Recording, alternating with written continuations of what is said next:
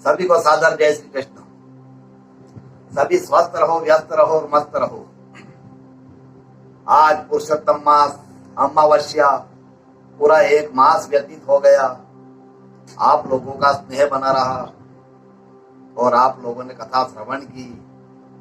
आप सभी ने जो मेरे चैनल को सब्सक्राइब किया, मेरे चैनल वीडियो को लाइक एवं शेयर किया, उसके प्रति मैं आपका आभारी हूँ। आप लोगों ने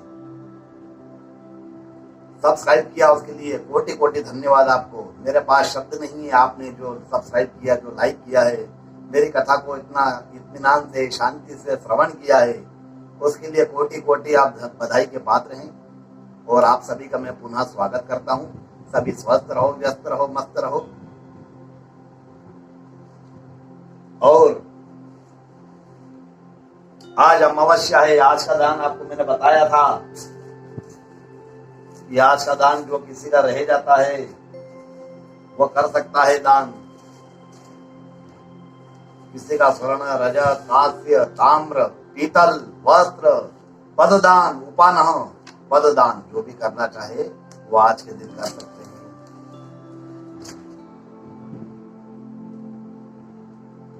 और आज हम मीन राशि के बारे में बताएंगे।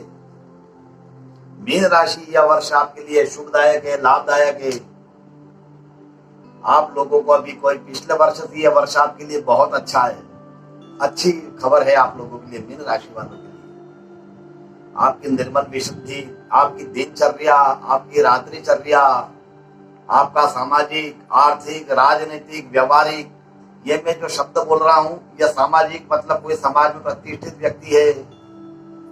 राजनीतिक में कोई व्यक्ति है, राजनीतिक आर्थिक रूप से जो कोई सुदृढ़ है, कोई व्यक्ति जो फैक्ट्री संचालक हो या कोई बहुत बड़ा कोई उद्योगपति हो, उसको आर्थिक स्थिति इस प्रकार से मैं ये शब्द बोल रहा हूँ कि शिक्षा से संबंधित कोई टीचर हो, प्रोफेसर हो, कोई शिक्षा, जो भी शिक्षा हर तरह की दी जाती है। संगीत की शिक्षा भी होती है, पढ़ाई की भी होती है, व्यायाम की भी होती है, हर कर्म की शिक्षाएं होती है। उससे जो जुड़े लोग हैं, उन लोग सभी का मैं इसमें उल्लेख कर रहा हूँ। सामाजिक, आर्थिक, राजनीतिक, व्यावसायिक, शिक्षा विषयक, ये सभी लोगों के लिए संतोषजनक है जो इस राशि के हैं। सांसारिक सुख संपदा, वैभव, भोग विलास, इसके लिए आपको बहुत सुख प्राप्त हो रहा है। इस वर्ष में बहुत सुख प्राप्त हो रहा है। पिछले वर्ष की अपेक्षा यह वर्ष आपके लिए अच्छा है।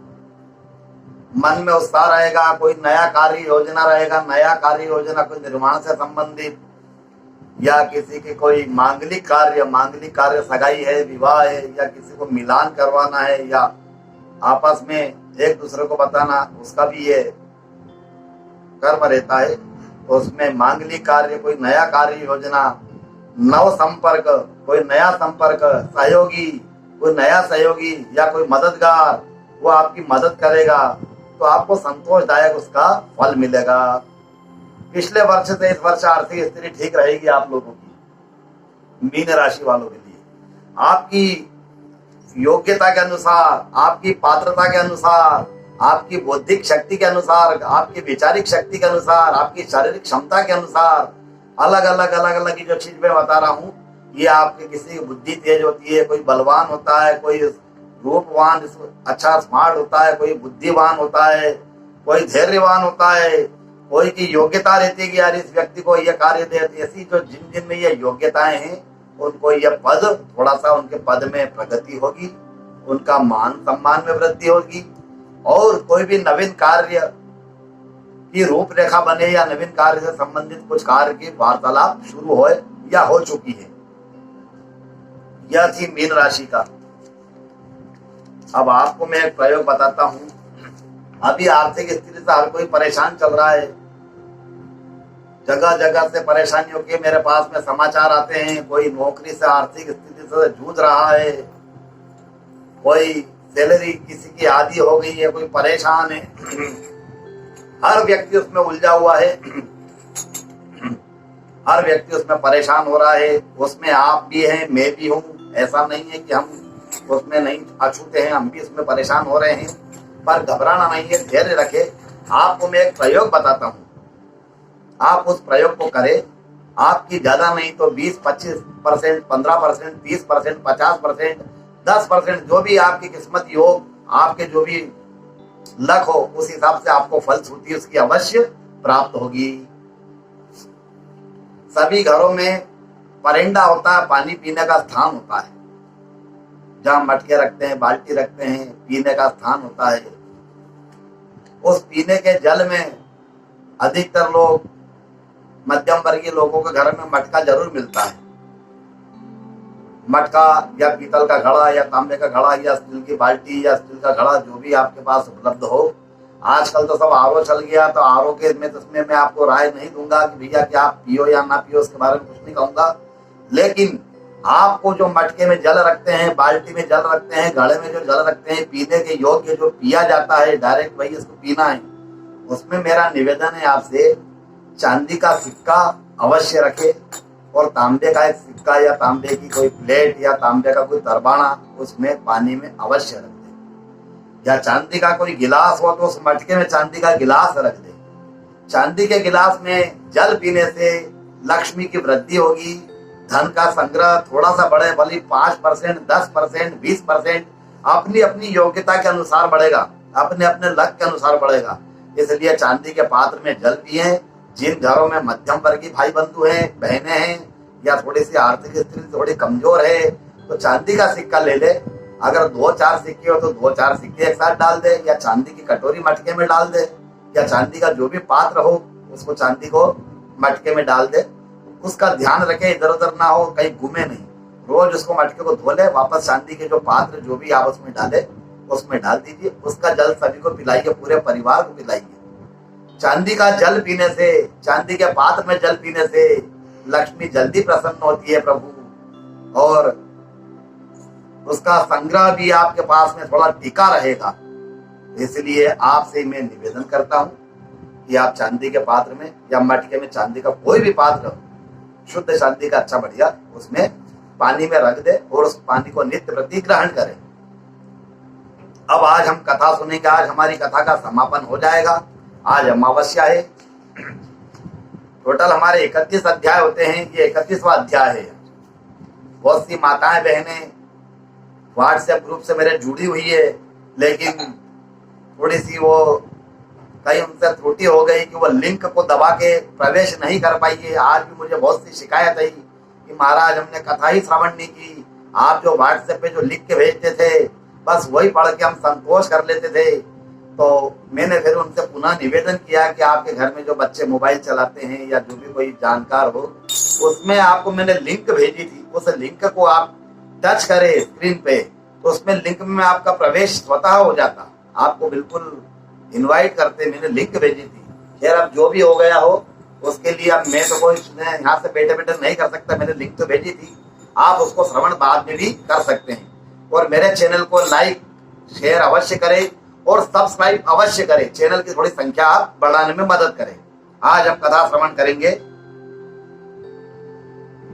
भगवान नारायण नारद जी से और सूत जी शौनकादि ऋषियों से। शौनकादि ऋषियों से कहते हैं, हे ऋषियों, इसके पहले कथा प्रसंग में उस वानर की मृग तीर्थ कुंड में 5 दिन जल में रहने के बाद मृत्यु हो गई थी। कल हमने एक कथा श्रवण की थी कि वो वानर जो था, कदर्यु नाम का जो था, वो वानर की योनि में गया था और वो अशक्त हो गया था। पेड़ों पे इधर उधर कूदते कूदते उसमें इतनी शक्ति नहीं थी और वो जल में गिर गया था। डूब करके उसके देहांत हो गया, प्राणांत हो गया। वो आज की कथा वहां से श्रवण कर रहे हैं। मृग तीर्थ कुंड में 5 दिन जल में रहने के बाद मृत्यु हो गई और वानर के शरीर को त्याग करके जीवात्मान में चतुर्भुजी दिव्य स्वरूप अलंकार आभूषण से युक्त भगवान के जैसा उसका स्वरूप हो गया। और उसने आकाश मार्ग से एक दिव्य विमान, जिस पर भेरी मृदंग के वाद्य बज रहे थे, देवांगनाएं नृत्य कर रही थी, सुवर्ण रत्न और मोतियों की झालर से सुशोभित चंद्र के समान कांति वाला, जिस पर भगवान पुरुषोत्तम के पार्षद बैठे हुए, ऐसे विमान को अपने पास आकर के रुकते हुए देखा तो उस दिव्य देहधारी वानर व कदर्यु की जीवात्मा अत्यंत विस्मय चकित होकर सोचने लगी, अरे यह विमान यहाँ क्यों आया? मुझ पापी को यह सौभाग्य कहाँ से प्राप्त हो गया? अभी तो मुझे अनेक नरकों की यातना यमराज की आज्ञा से भोगनी पड़ेगी। विमान का सुख तो किसी बड़े महान पुण्यात्मा को ही प्राप्त हो सकता है। वह इस प्रकार से विचार कर रहा था जीवात्मा। और अपने आस पास भी गर्दन घुमा घुमा के देख रहा था कि किस जीवात्मा के लिए विमान आए हैं, और उसको कोई नजर नहीं आया। तभी विमान से भगवान के पार्षद व देवांगनाएं उतर करके जीवात्मा के सामने नृत्य करने लगी, और देवांगना ने उसी जीवात्मा को कभी न सूखने वाले, कभी भी नहीं कुमलाने वाले, कभी भी मुरझाने वाले, कभी नहीं मुरझाने वाले सुगंधित पुष्पों की माला पहना दी, और एक ने सोने की झारी में गंगा जल लेकर के उसके सामने रख दिया, और एक ने रत्नों से जड़े सोने के पायदान में तांबुल, तांबुल यानी पान का बीड़ा, तांबुल सहित सामने ला करके खड़ी रही। यह सब दृश्य को देख करके वह जीवात्मा अत्यंत भयभीत होकर के चित्र के समान खड़ी रह गई, और मन में सोचने लगी कि मेरे जैसे दुष्ट और पापी को सौभाग्य कहां से प्राप्त हुआ। मेरे द्वारा कोई भी पुण्य घटित नहीं हुआ है जिससे मुझे सुख प्राप्त हो सके। तभी पार्षद गण जीवात्मा के पास आकर उसको नमस्कार करते हैं, उसको हाथ जोड़ करके उसकी प्रार्थना करते हैं। हे पुण्यात्मा, आपने कठिन तप और परोपकार के द्वारा भगवान पुरुषोत्तम का सानिध्य प्राप्त कर लिया है। उन्हीं की आज्ञा से यह विमान और हम लोग आपको लेने के लिए आए हैं। आप विमान पर सुखासीन होकर के गोलोक को चलिए। पार्षदों के वचन को सुनकर के जीवात्मा ने कहा, अरे अभी मेरे असंख्य पापों का भोगना बाकी है। मेरे समझ में नहीं आ रहा है कि मुझसे ऐसा कौन सा पुण्य घटित हो गया कि मेरे समस्त पाप नष्ट होकर के यह सौभाग्य प्राप्त हो गया। अरे वर्षा ऋतु में जल की जितनी बूंद गिरती है, पृथ्वी पर जितनी घास उत्पन्न होती है, उससे भी ज्यादा मैंने पाप किए हैं, और इतने पर भी मेरा यह दिव्य चतुर्भुजी स्वरूप, यह विमान और ये मेरा सम्मान, विमान पर बैठ करके गोलोक चलने का आग्रह मेरे कुछ समझ में नहीं आ रहा है। कृपा करके मुझे सब समझाइए और बताइए ऐसा क्यों घटित हो रहा है। जीवात्मा के शब्दों को सुनकर के देवदूतों ने कहा, स्वामी मैं आपको बतलाता हूँ, यह जो महीना व्यतीत हुआ है सभी महीनों में श्रेष्ठ और थोड़ा सा भी कर्म करने पर अत्यंत पुण्यदायक होता है। यह मास भगवान पुरुषोत्तम का मास है, और इस मास को पुरुषोत्तम मास कहते हैं, जो सभी देवताओं के स्वामी हैं, जो सभी देवता जिनकी स्तुति करते हैं। इस मास में घटित पुण्य प्रत्यक्ष फल देने वाला होता है।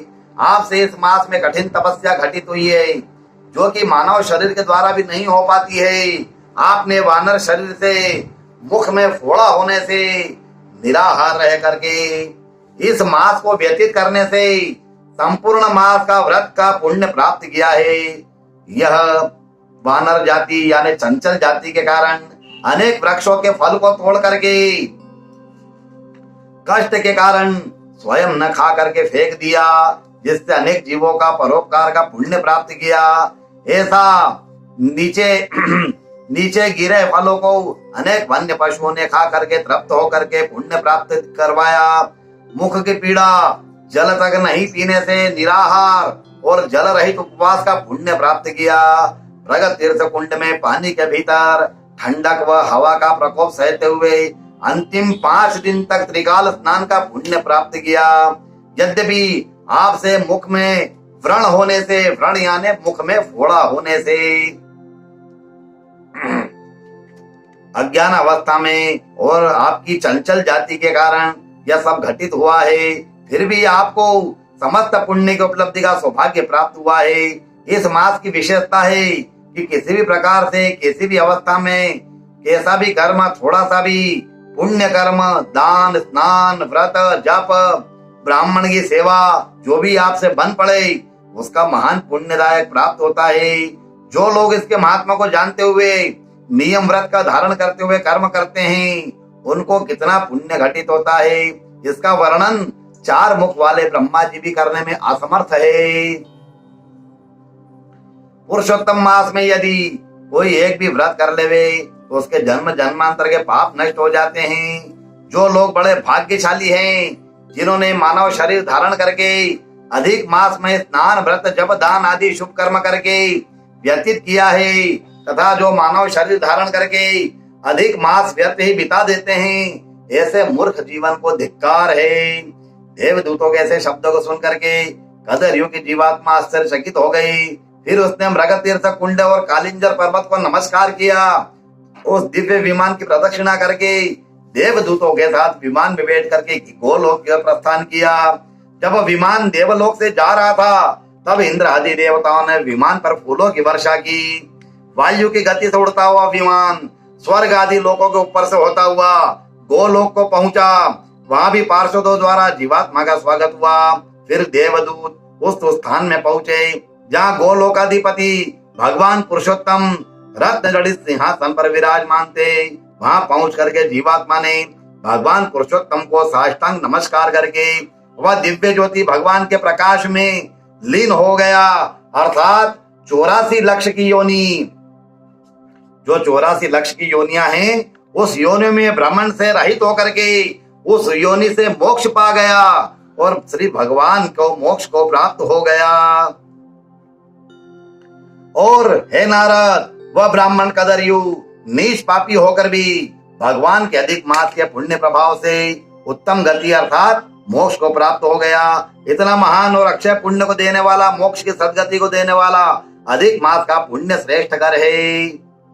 सूत जी शौनक आदि ऋषियों से कहते हैं, हे ऋषियों, भगवान नारायण के द्वारा संपूर्ण मास के महात्मा को सुन करके आनंद विभोर होकर के बारंबार भगवान को नमस्कार करके भगवान पुरुषोत्तम का नाम स्मरण करते हुए नारद जी सत्य लोक को चले गए।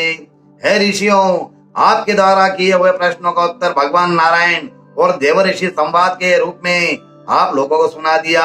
अधिक मास के समान पुण्यदाता संसार में कोई नई कर्म नहीं है।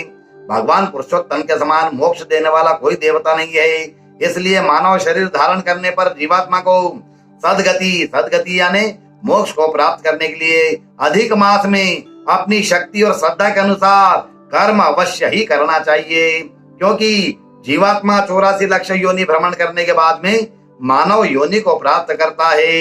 यदि मनुष्य योनि में अपने उद्धार के समस्त शुभ कर्म नहीं कर पाया तो माया मोह स्त्री पुत्र धन के जंजाल में फंस करके जीवन व्यतीत कर दिया और फिर मृत्यु के उपरांत कर्मों के द्वारा नरक की यातना और 84 लाख योनि में बारंबार पैदा होना और मृत्यु को पाप होना।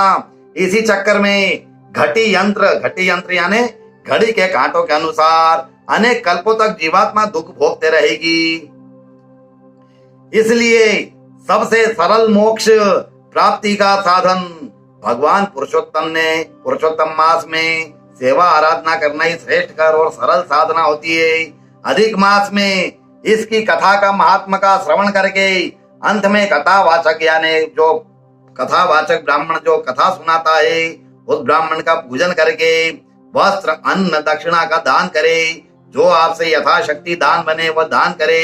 स्वर्ण का, रजत का, कांस्य का, ताम्र का, जो भी आपसे बनते बने, पद दान का, छत्र का भी दान होता है। छत्र यानी छतरी का भी दान होता है। पद दान होता है, चप्पल जूते का, सैंडल का दान होता है।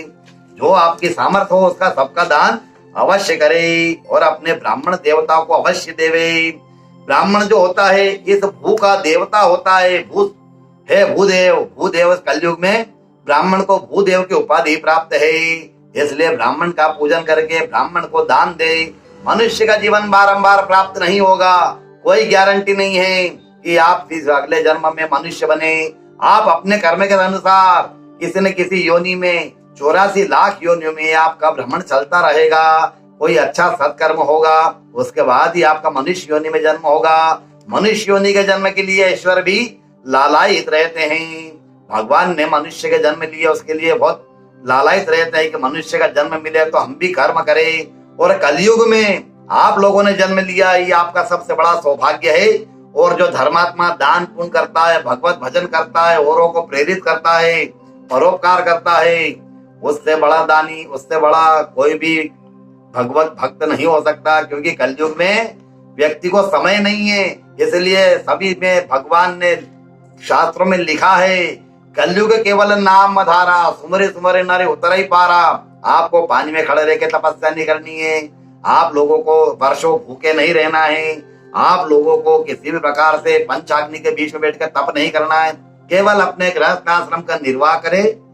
जो भी आपसे यथाशक्ति आपका 10%, 5%, 1% बांध ले, ब्राह्मणों के प्रति, ब्राह्मणों के निमित्त, कथावाचक के निमित्त जिसको भी आप देना चाहें उसको अपना परसेंटेज देना बांध करके शुरू करें। जो भी आपको उचित लगे, जो आपके आसपास ब्राह्मण हो उनको अवश्य देना चाहिए। इससे हमारे पे भार भी नहीं रहता है, मनुष्य का जीवन भी सार्थक हो जाता है कि भाई इसने मनुष्य का जीवन प्राप्त किया। और ये थोड़ा छोटा जो भी दान इसने किया तो दान धीरे धीरे धीरे उसकी संख्या बढ़ती है और वो आप लोगों के जीवन के लिए अच्छा रहता है। फिर आप अगले जीवन में जो भी, भगवान से हम तो यही प्रार्थना करते हैं कि जो भी जहाँ रहे स्वस्थ रहे, व्यस्त रहे और मस्त रहे, आनंदित रहे, ये हम सबसे प्रार्थना करते हैं। हमारी मानसिकता ब्राह्मणों की यही रहती है। दूसरे व्यक्ति सब ये मानसिकता रखते हैं कि यार ये व्यक्ति वापस आए हमारे पास, हमारी दुकानदारी चलती रही। हम लोग ये दुकानदारी नहीं करते, हम लोग तो सबको आशीर्वाद देते हैं सभी स्वस्थ रहो, व्यस्त रहो, मस्त रहो, भगवान इसको कभी परेशानी ना दे और खूब बिल्कुल आनंदित रखे। ये ब्राह्मण लोगों का गुणगान होता है। ब्राह्मण लोग ऐसा ही करते हैं। ब्राह्मण परोपकारी होता है, इसलिए ब्राह्मण का पूजन करे, ब्राह्मण का सम्मान करे और दक्षिणा का दान करे। इससे श्री भगवान पुरुषोत्तम की प्रसन्नता प्राप्त होती है, उनकी कृपा प्राप्त होती है। और भगवान पुरुषोत्तम ने सभी कथाओं में और सभी पुराणों में लिखा है कि ब्राह्मण की पूजा हो जाने से मेरी स्वयं की पूजा हो जाती है। इस प्रकार आप ब्राह्मण का पूजन करें, उसको यथाशक्ति धनराशि दे, जो भी आपसे बने वो आप करें। और आज यहाँ पे इसका अधिक मास का समापन हो जाएगा।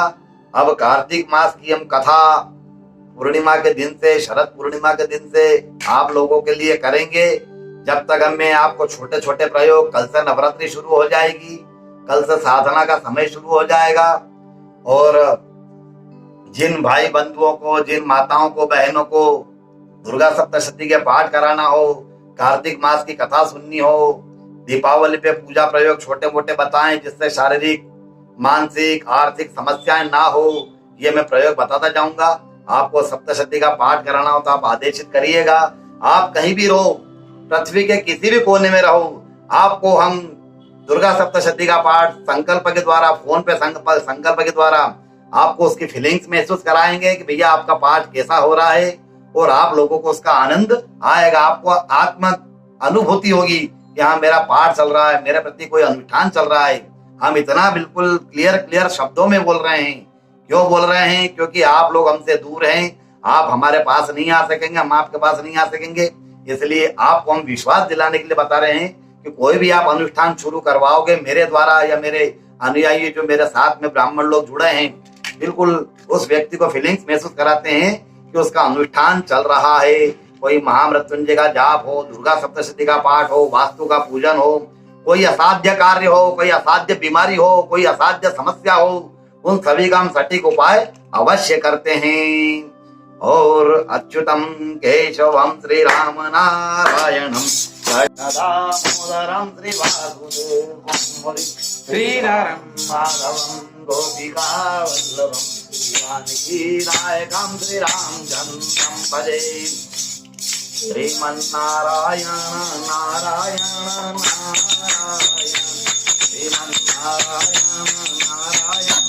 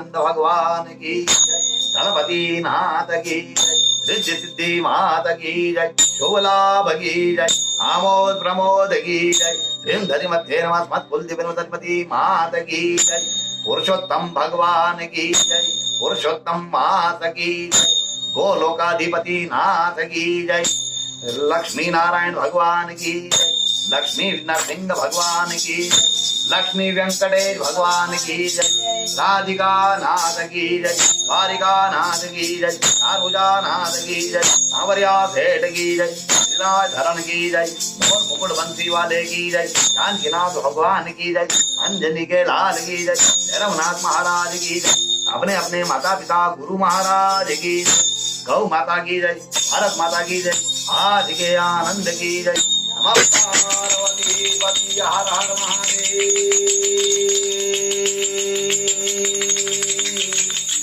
काशीपति विश्वनाथ भगवान की जय, भद्रकेश्वर महादेव की जय, विश्वेश्वर महादेव की जय, ओंकारेश्वर महादेव की जय, महाकालेश्वर महादेव की जय, नर्मदेश्वर महादेव की जय, विजयेश्वर महादेव की जय, महामृत्युंजय महादेव की जय। आप सभी मेरे चैनल को सब्सक्राइब अवश्य करें, मेरे वीडियो को लाइक एवं शेयर अवश्य करें। सभी को सादर जय श्री कृष्ण। सभी स्वस्थ रहो, व्यस्त रहो और मस्त रहो।